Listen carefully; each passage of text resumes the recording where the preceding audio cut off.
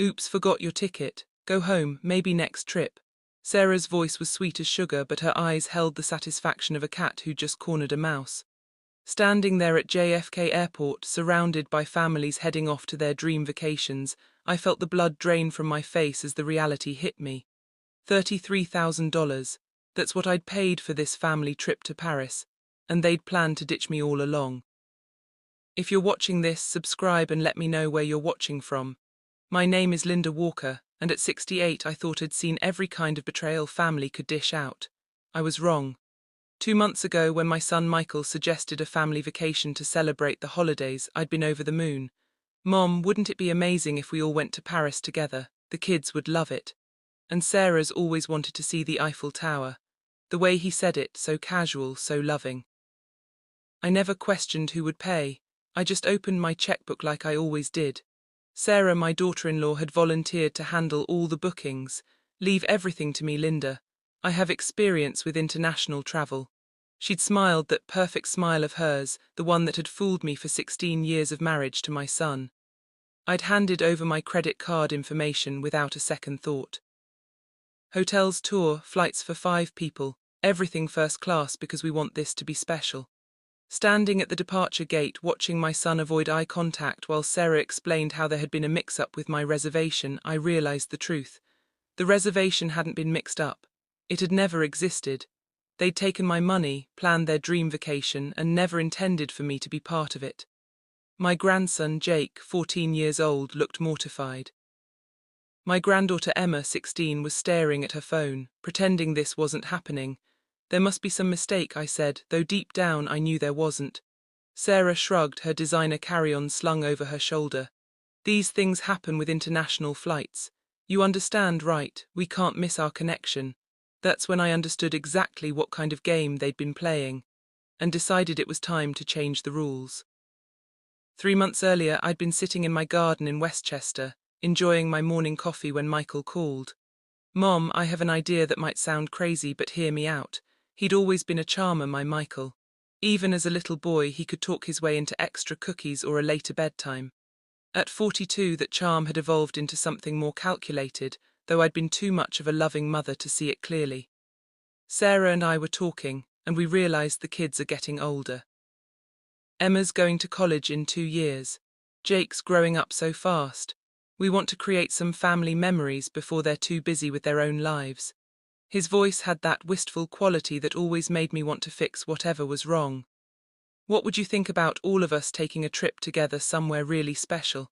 I'd set down my coffee cup, already feeling the familiar warmth that came whenever my family included me in their plans. After Robert died 5 years ago, those invitations had become precious. What did you have in mind? Paris, he'd said, and I could hear the excitement in his voice. Christmas in Paris. Can you imagine? We could see the shams all lit up, visit the Louvre, eat croissants for breakfast every day. Sarah found this amazing hotel near the Arc de Triomphe. The way he painted the picture, I could see all of us strolling along the Seine, laughing over dinner at a sidewalk cafe, watching Emma and Jake discover a new culture. It sounded perfect.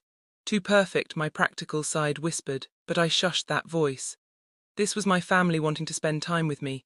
It sounds wonderful, sweetheart. When were you thinking? December 15th through the 23rd. I know it's expensive, especially for 5 people, but we've been saving up. That should have been my first clue. Michael worked in insurance sales, decent money but nothing spectacular. Sarah had a part-time job at a boutique. The kind of Paris vacation he was describing would cost more than they made in several months. But when someone you love presents you with a dream, you don't analyze the budget. You just say yes and figure out how to make it happen. How much are we talking about? Around 30,000 for everything. Hotels, flights, tour, nice restaurants. I know it's a lot, but think about the memories we'd create. His voice took on that persuasive tone I recognized from his sales work. The kids would remember this trip for the rest of their lives. I didn't hesitate. Consider it my early Christmas gift to the family. That afternoon, I'd called Sarah to discuss the details. She'd been bubbling with enthusiasm, already having researched restaurants and museums. Oh, Linda, this is going to be incredible. I'll handle all the bookings since I'm better with computers and we can coordinate everything perfectly. Looking back now, standing in that airport watching my family prepared a board without me, I wondered how I'd missed the calculation behind her eagerness. The first red flag should have been the secrecy. In the weeks following our initial conversation, whenever I tried to discuss the trip details, Sarah would deflect. "Don't worry about it, Linda. I have everything under control." When I offered to help with research or asked to see the hotel information, she'd smile and change the subject. "You just focus on packing and getting excited. This is supposed to be a surprise vacation for you too." At 68, I wasn't naive. I'd raised 4 children, survived 35 years of marriage and buried my husband. I knew when something didn't feel right, but I also knew what it felt like to be excluded from family plans. And I desperately wanted to believe my son and daughter-in-law genuinely wanted me there.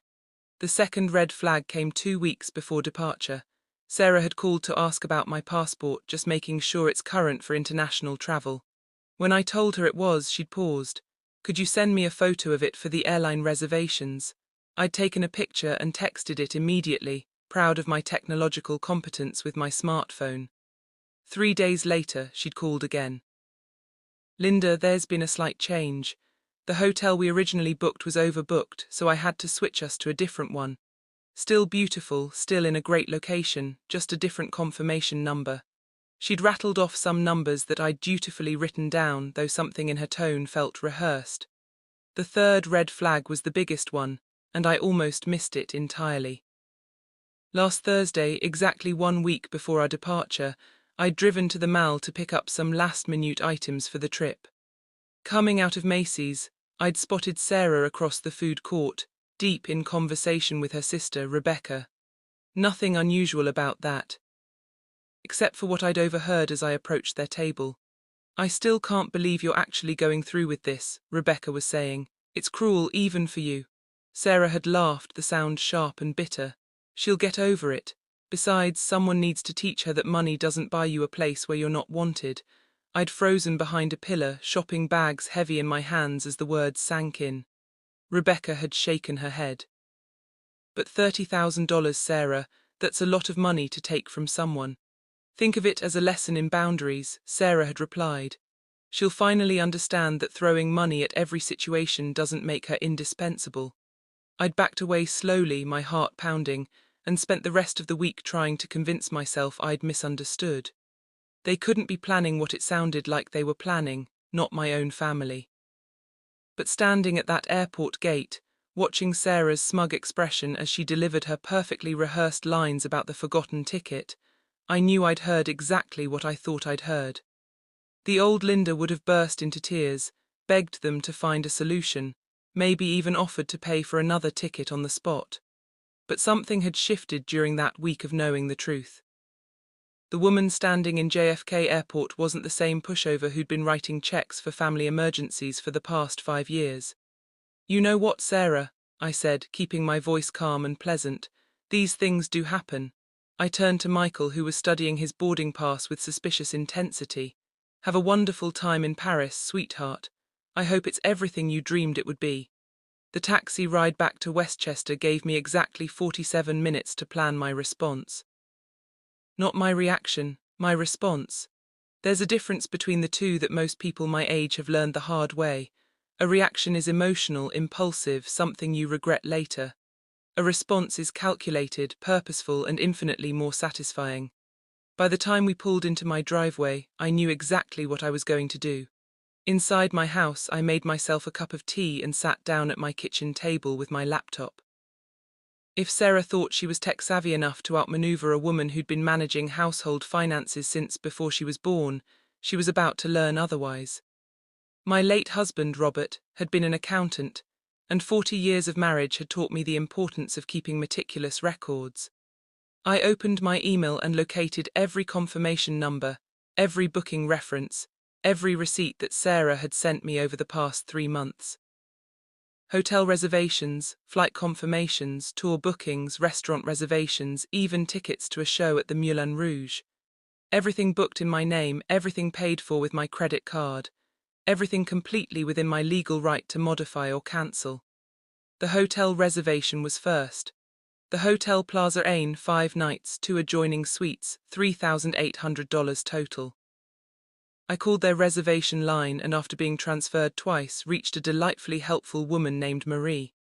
"Madame Walker, of course I can help you with your reservation.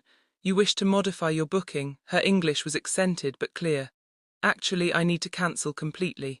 There's been a family emergency." I kept my voice steady, professional. "I understand there may be cancellation fees. Let me check your booking. Ah, I see you purchased our flexible rate. No cancellation fee if cancelled before 24 hours of check-in. Since your reservation begins tomorrow, you are well within the window. Shall I process this cancellation?" "Yes, please. Trebia, your cancellation is confirmed and the full amount will be credited to your card within 3 to 5 business days. I hope your family emergency resolves well." If only she knew how well it was about to be resolved. Next were the flights. This took longer, involving multiple transfers and a 40-minute hold, but eventually I reached someone who could help. Business class tickets to Paris, Charles de Gaulle, $3,900 each for 5 passengers. Unlike the hotel, these had a cancellation fee, but even after penalties, I'd get back roughly $14,000. The tour bookings were easier. Private guide for the Louvre Seine River cruise, day trip to Versailles, wine tasting in Burgundy. One by one I cannelled them all. Each confirmation email that arrived in my inbox felt like a small victory. The hardest call was to the restaurant where Michael had specifically wanted to eat Christmas dinner lure, where he'd planned to propose a toast to family traditions. The matri was understanding when I explained there had been a change in plans. By 7:00 that evening, I'd cannelled everything. Every reservation, every booking, every carefully planned detail of their dream vacation. My credit card company confirmed that refunds were already being processed.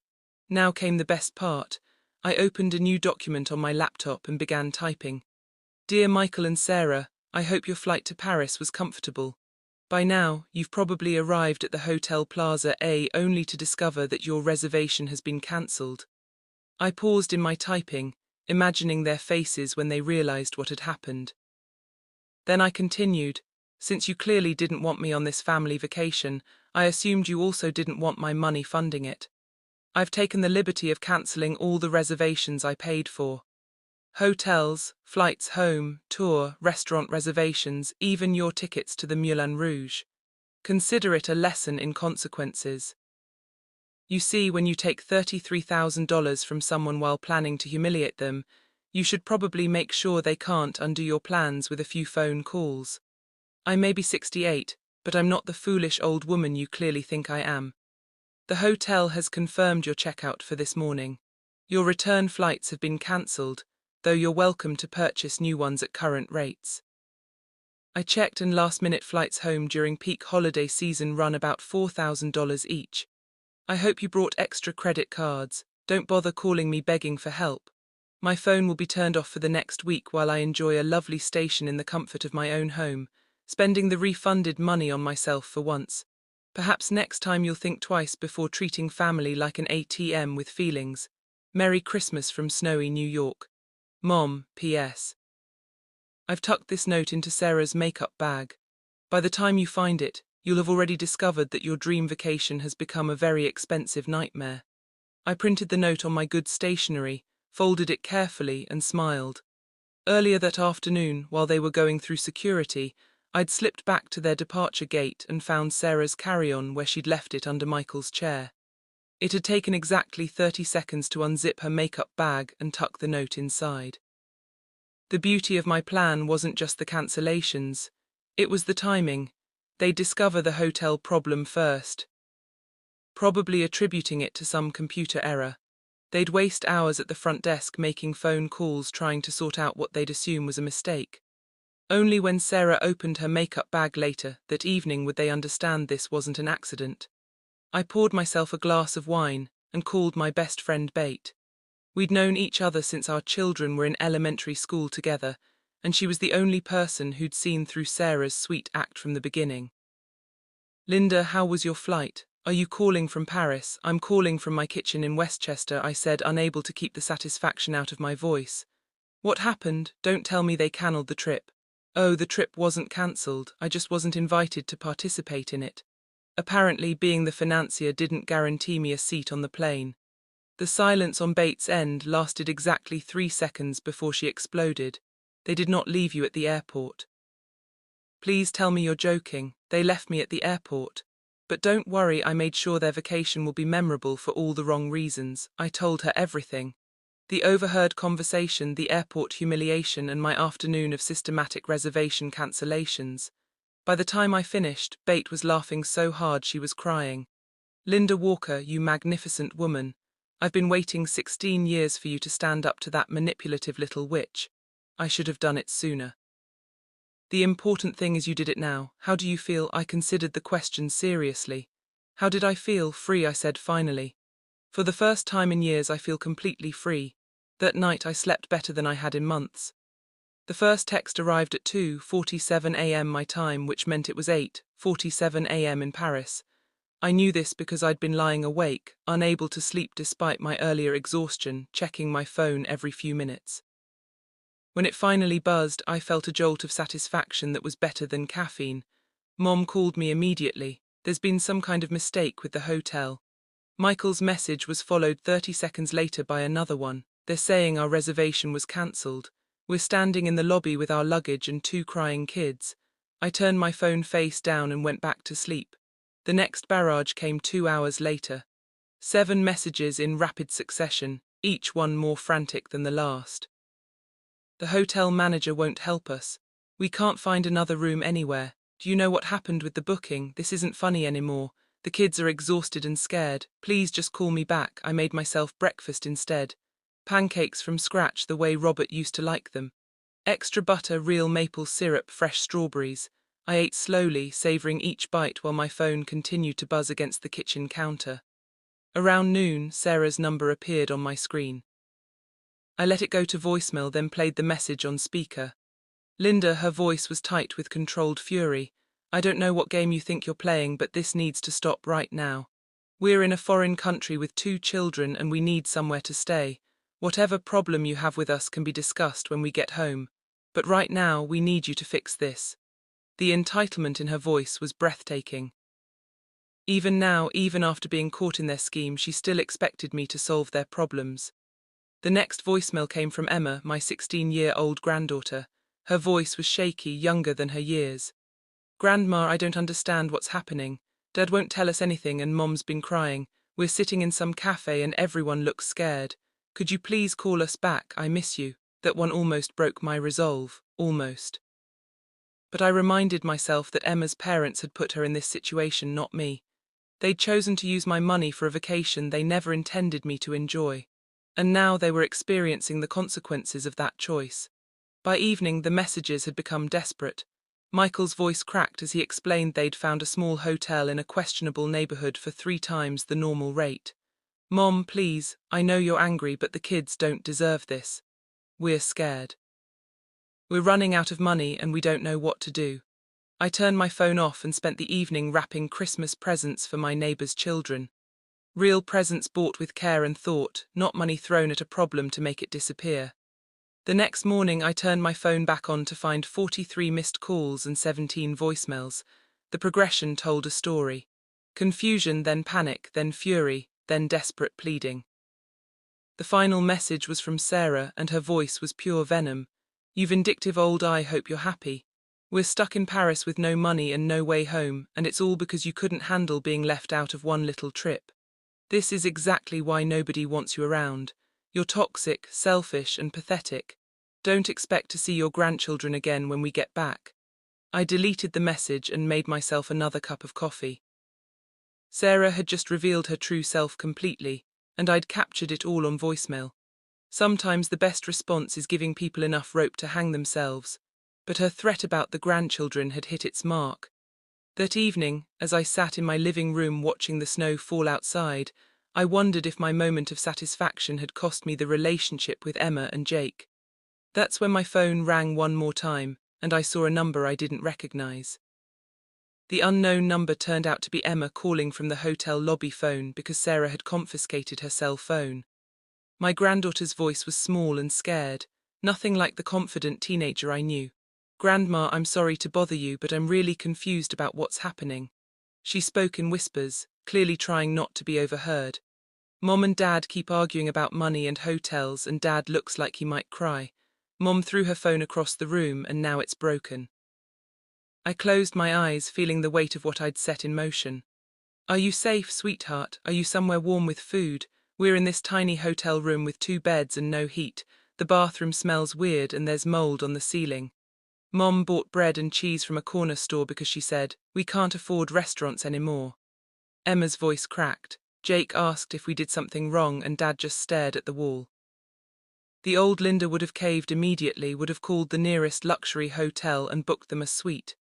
But the new Linda understood that rescuing them now would only teach them that tantrums and manipulation eventually worked. Emma, honey, I need you to understand something. This situation isn't about you or Jake.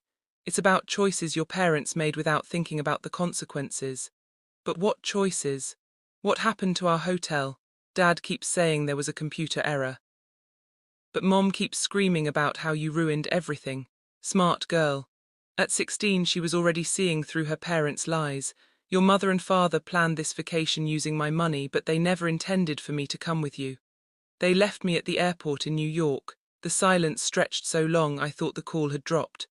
When Emma spoke again, her voice was different, older. They left you at the airport on purpose. On purpose. After I paid $33,000 for everyone's tickets, hotels and tour. Oh my God. She was quiet again. That's why you cannelled everything. You cannelled it all because they ditched you. I cancelled everything because someone needed to show them that actions have consequences. I'm sorry you and Jake got caught in the middle, but your parents put you there, not me. Mom said you were being spiteful, but you were supposed to come with us, weren't you? This was supposed to be a family trip. I could hear the pieces clicking together in her teenage mind. She lied to me. She said you decided at the last minute that you didn't want to travel. I never decided any such thing. I was at the airport with my suitcase ready to board when your mother announced there had been a mix-up with my ticket. Emma's breathing was shaky.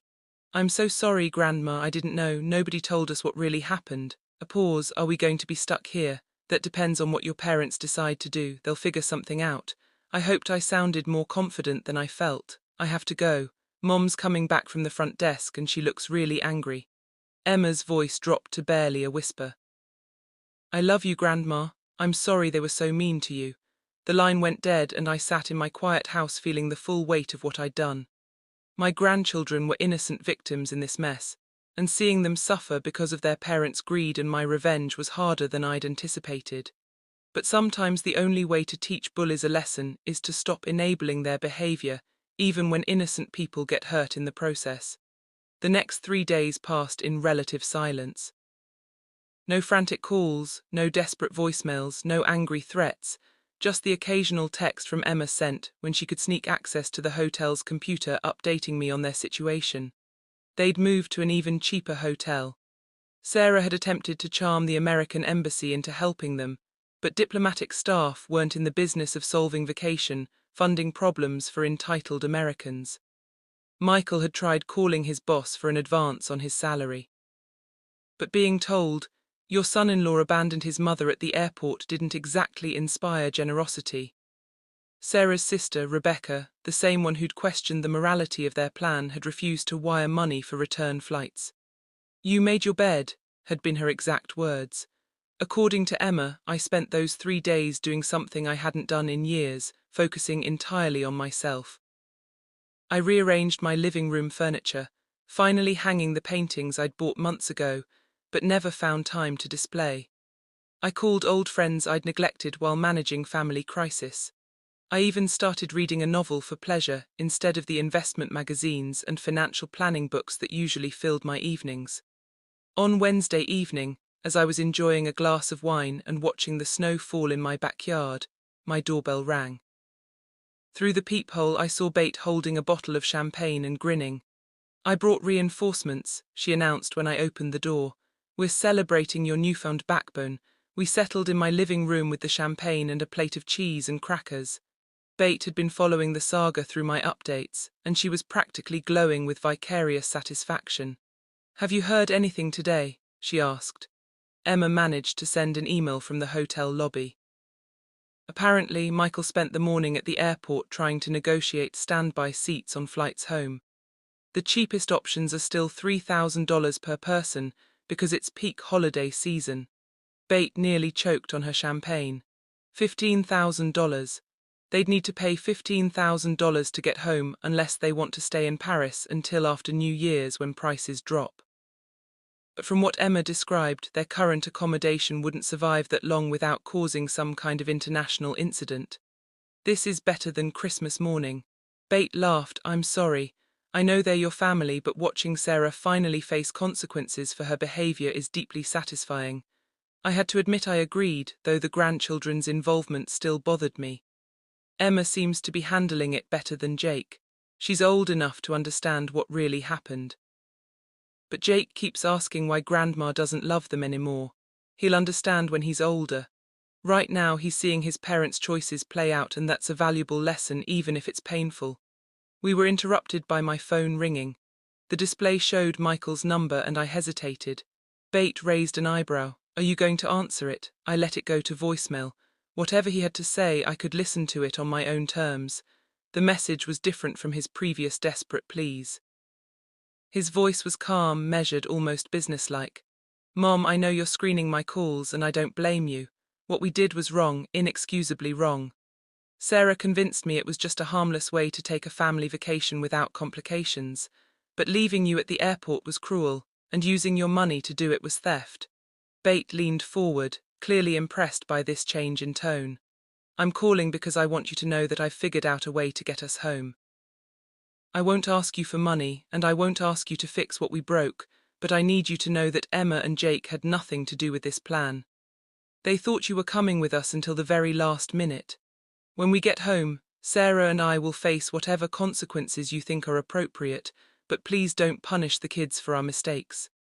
The message ended, and I stared at my phone. This was the son I remembered from before he married Sarah, the one who took responsibility for his actions instead of making excuses. Well, Bate said that was unexpected. He almost sounded like a grown-up. Before I could respond, another call came in. This time it was an international number I didn't recognize. The voice on the other end was crisp, professional, with a slight French accent. Mrs. Walker, this is Inspector Dubois with the Paris Police Prefecture. I'm calling regarding an incident involving your family members. My blood ran cold. Images of accidents, emergencies, hospitals flashed through my mind. Are they hurt? What happened? No, madame, they are not hurt, but they are in custody for attempting to leave their hotel without paying their bill. The hotel manager called us when they tried to, how do you say, skip out on their charges. I sank into my chair, Bate watching with growing alarm. They were arrested, detained for questioning. The hotel bill is approximately €2,000. Your son claims there has been a misunderstanding with their travel arrangements, but the hotel requires payment before they can be released. €2,000, roughly $2,400, $3 days in a budget hotel, plus meals charged to their room, plus whatever other expenses they'd accumulated. Sarah's plan to live cheaply until they figured out a way home had clearly backfired. Inspector, I need to understand something. Are my grandchildren involved in this? The children are with your son and daughter-in-law. Yes, they are not in trouble. But they cannot leave until the bill is resolved. Emma and Jake were sitting in a French police station because their parents couldn't pay a hotel bill. The image of my 16-year-old granddaughter trying to understand why police officers were speaking rapid French to her father made my chest tight. What are my options, Inspector? The hotel will accept payment by international wire transfer or credit card. If payment is received, your family can be released immediately. If not, he paused diplomatically. The French legal system will need to become involved. I looked at Bate, who was mouthing, "Don't do it," while shaking her head vigorously. She was right. Paying their hotel bill would send exactly the wrong message. It would tell Michael and Sarah that no matter how badly they behaved, Grandma would always bail them out in the end. But Emma and Jake didn't deserve to spend Christmas Eve in a police station. Inspector, can you separate the children from this situation? Find somewhere safe for them to stay while their parents sort out their legal issues. We can contact the American consulate for assistance with the minors, but it will take time to arrange proper guardianship. Perhaps several days. Several days. Emma and Jake would spend Christmas in some kind of French government facility while their parents faced fraud charges. I closed my eyes and made a decision I hoped I wouldn't regret. I'll pay the hotel bill, but only the basic charges, room and any meals that were already included. Nothing extra. Très bien, madame, I will arrange for the hotel to contact you directly for payment information. Your family should be released within the hour. After I hung up, Bates stared at me with disappointment.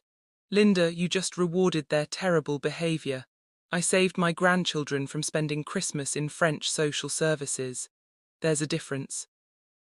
And now Sarah knows that no matter what she does, you'll rescue them if she puts the kids in danger. I hadn't thought of it that way, but Bate was right. By paying the hotel bill, I'd essentially handed Sarah a blueprint for future manipulation, threatened the grandchildren's well-being, and Grandma would cave. That realization made me angrier than everything else combined. 30 minutes later, my phone rang again.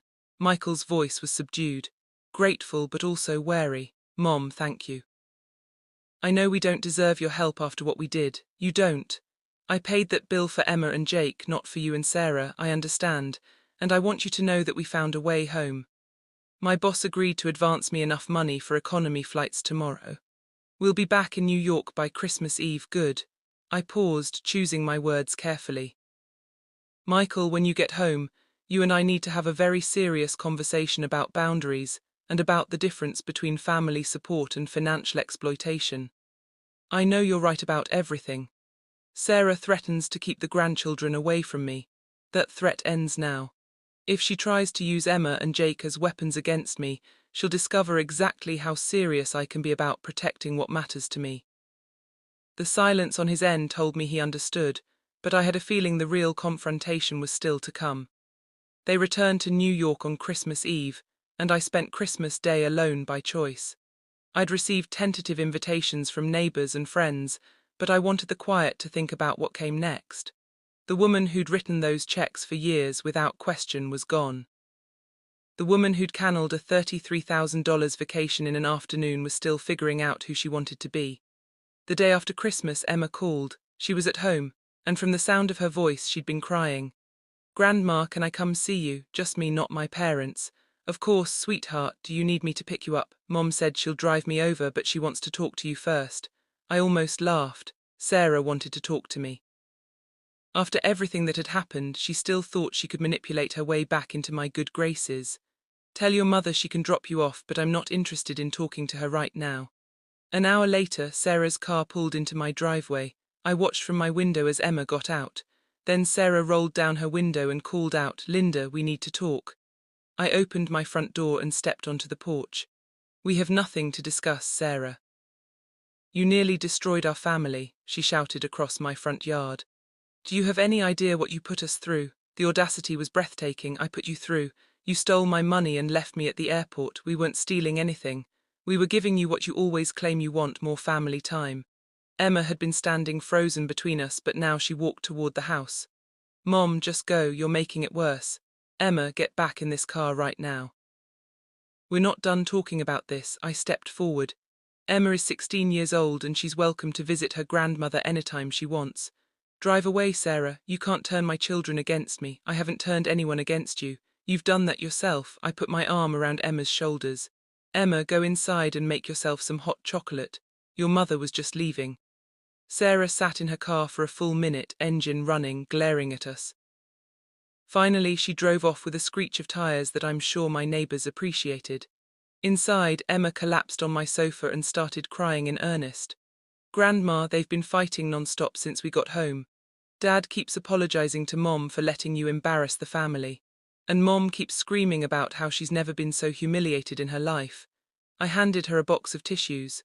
"I'm sorry you're caught in the middle of this." "I'm not caught in the middle. I know exactly what happened." Emma looked up at me with her father's eyes, but with a steadiness that reminded me of myself. "Mom showed me the bank statements yesterday. She wanted to prove to me how generous you've been over the years, thinking it would make me feel guilty about what you did in Paris." "What did the statements show?" "Everything, Grandma. Every check you've written to them for the past 5 years. Their mortgage payments, car payments, the kids' school fees, Christmas gifts, vacation money, even groceries sometimes." Emma's voice was getting stronger. $47,000 last year alone, and that doesn't count the Paris trip. I sat down heavily. I'd known I was being generous, but seeing the total spelled out in black and white was startling even to me. Mom thought showing me those numbers would prove that you owe us, that we deserve your money because we're family. But all it proved to me was that you've been taking care of us for years while getting nothing back but demands for more money. Emma wiped her eyes and looked at me directly. I want you to know that, Jake, and I never asked for any of it. We didn't know about the mortgage payments or the car loans or any of it. We thought Dad just had a really good job. I know, sweetheart, Mom's already planning the next thing. She was on the phone with Dad's boss yesterday trying to get him a raise so they can maintain their lifestyle without depending on Linda's guilt money. That's exactly what she called it, guilt money. Something cold settled in my stomach. Sarah wasn't learning from this experience. She was adapting to it, looking for new ways to manipulate the situation to her advantage. Emma, I need to ask you something important. Do you feel safe at home? Are your parents taking their anger about me out on you or Jake? She hesitated. They're not hitting us or anything, but the fighting is constant and they keep asking us to take sides. Mom wants us to be angry at you for ruining our vacation, and Dad keeps asking if we think he's a bad father for what happened. That's when I made the decision that would change everything. The next morning I called my attorney, James Morrison, and made an appointment for that afternoon. I'd been thinking about Emma's words all night, about the $47,000 I'd given them just last year, about Sarah's comment about guilt money, and about the pattern of behavior that wasn't going to stop just because they'd been embarrassed in Paris. James listened to my story without interruption, occasionally making notes in his careful handwriting. When I finished, he leaned back in his chair and whistled softly. Linda, what you're describing is a classic case of elder financial abuse. The fact that it's coming from family members doesn't make it less serious. I want to make some changes to my will, I said, and I want to establish some boundaries that have legal backing. What did you have in mind? I want to set up education trusts for Emma and Jake, college, graduate school, whatever they need. But I want the money protected so their parents can't access it for their own expenses. James nodded approvingly. That's wise. What about your other assets? I'm removing Michael and Sarah as beneficiaries. The house, my investments, everything except the children's education funds will go to charity. Are you sure about that? That's a significant change. I thought about the past 5 years, about writing check after check while getting nothing but demands for more. About being left at the airport after paying for their dream vacation, about Sarah's plan to teach me that money doesn't buy you a place where you're not wanted. I'm absolutely sure, but I want them to know about the change immediately. No surprises after I'm gone. James arranged for the new will to be drawn up and witnessed that same week. On New Year's Eve, I invited Michael and Sarah to my house for what I told them was an important family discussion. Emma and Jake were at a friend's party, which was exactly what I'd wanted. They arrived together but sat on opposite ends of my sofa. The tension between them obvious. Sarah looked like she hadn't slept in days, and Michael kept checking his phone as if expecting an urgent call that would rescue him from this conversation. I asked you here because we need to discuss the future of our relationship, I began. What happened in Paris clarified some things for me. Sarah opened her mouth to speak, but I held up my hand. For the past 5 years I've given you over $200,000. Mortgage payments, car loans, vacation money, emergency funds, school fees, Christmas gifts. I've written checks without question because I believed I was helping family. Michael's face went pale. Mom, we never asked you to add it all up like that. No, you just kept asking for more. But what happened at the airport showed me the truth. You don't see me as family, you see me as a resource to be managed. Sarah made that very clear when she said, my money doesn't buy me a place where I'm not wanted. Sarah finally found her voice. You're twisting everything. We just wanted some space to enjoy our vacation without having to worry about accommodating your needs. My needs? I laughed.